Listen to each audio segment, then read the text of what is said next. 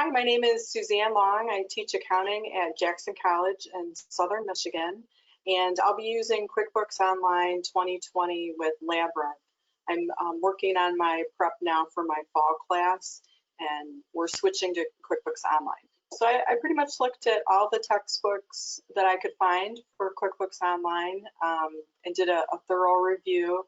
And the one that really caught my attention was the Labyrinth textbook.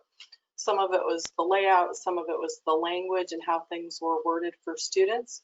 And I really liked their practical work exercises for students, which is, basically the most important part in a hands-on class like QuickBooks. My approach, so to speak, was to work the class like a student and experience everything like a student. Like, what does it feel like to try to figure out your student account with Intuit, and what's that process like? What's it feel like the first time you're doing the Craig's landscape company with the QuickBooks test drive account and working through what's that uncomfortableness feel like? So from there, I just really explored and played and learned QuickBooks Online, and I had a really good time. I mean, it was a really positive experience. And then at the end of all that, I shifted to my third resource, which is Certiport, because I really wanted to be able to include the QuickBooks Certified User exam in the course. Kind of the last leg of that project, so to speak, was working with Certiport to have a student account and to work through the practice exams and then take the actual QBCU exam.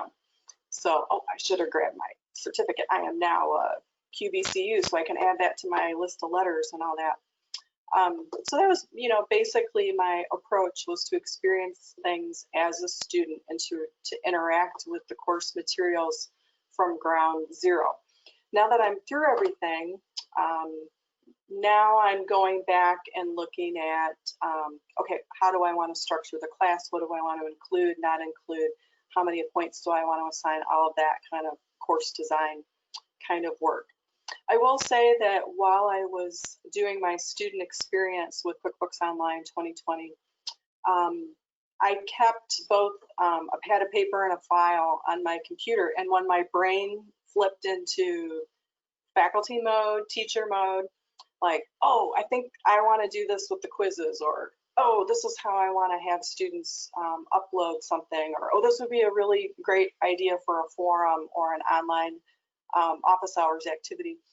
I tried to get that stuff out of my head and in a separate location so I could stay in student mode, if that makes sense. And I ended up with a lot.